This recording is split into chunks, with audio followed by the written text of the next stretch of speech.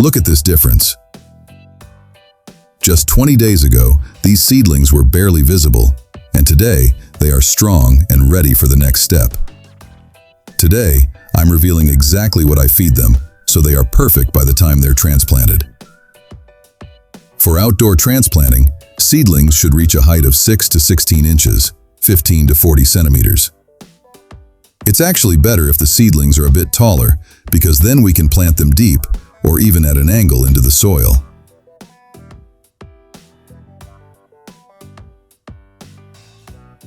To speed up the growth of my young plants, I add a DIY fertilizer that I make myself. These tomato plants are already in great shape, but I'm going to give them an extra boost. Watering technique. Always fertilize young tomato plants when the soil is already slightly damp. In this phase, I use a syringe. This allows me to precisely control the amount of water I give them. You must not overwater, or the roots might rot. At this stage of development, it seems the seedlings need light more than water. We're going to top off the cups with soil.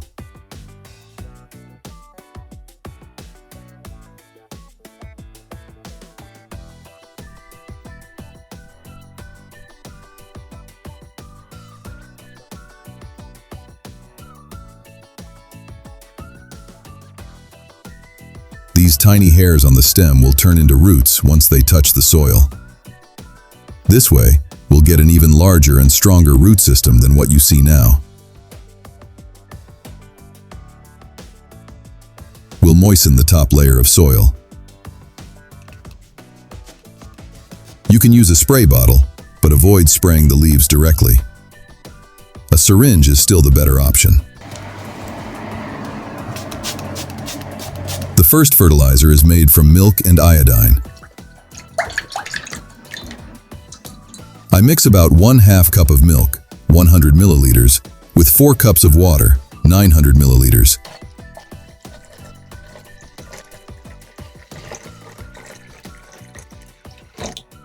And add 1 drop of pharmaceutical-grade iodine.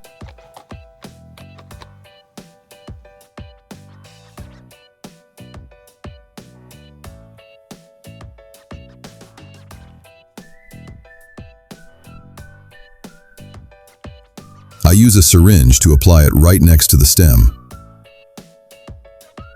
Why does this work?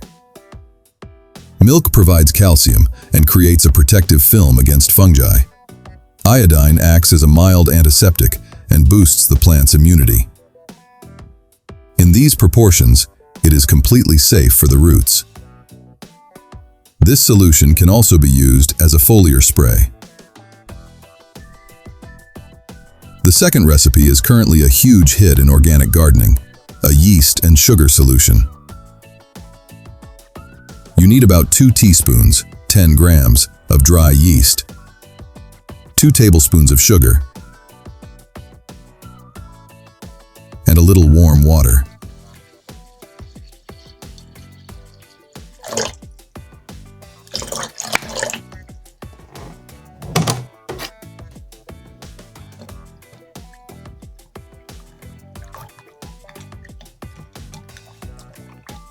Once it dissolves and starts foaming, add it to about 1 gallon of water, approximately 5 liters.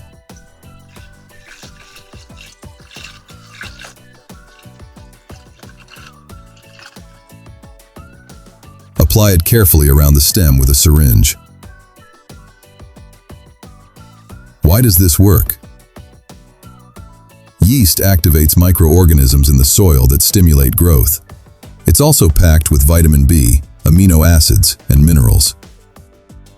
If you have any left over, use it on your flowers. Professional florists love this combination.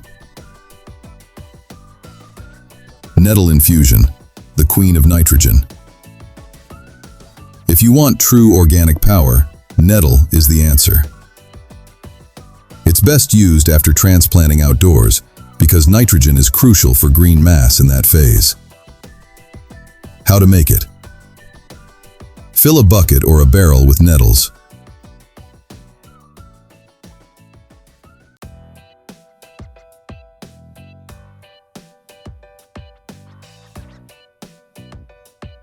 Pour in water. Rainwater is best, but don't fill it to the very top.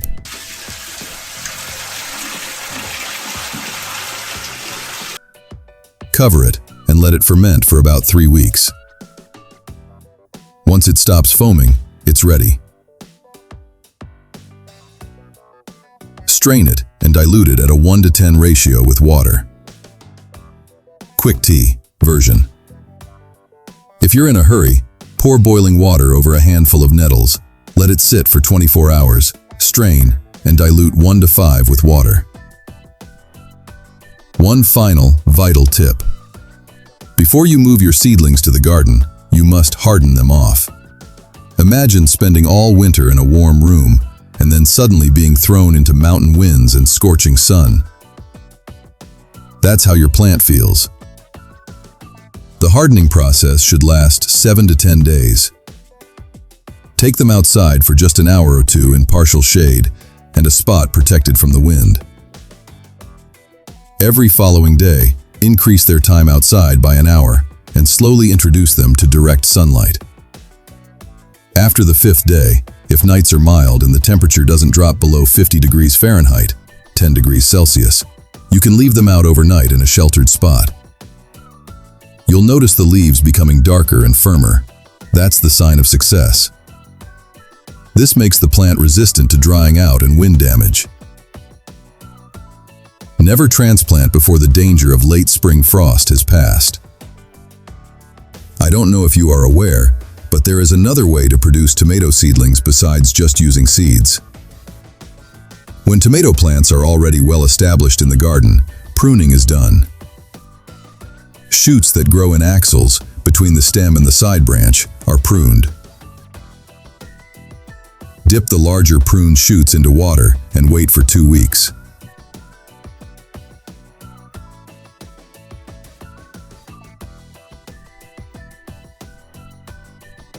They will form roots, and that is how we very easily get new tomato seedlings.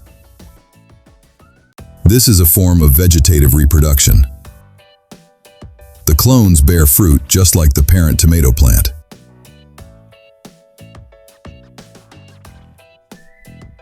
I hope this solves the problem of slow-growing seedlings. Let me know in the comments how your plants are doing.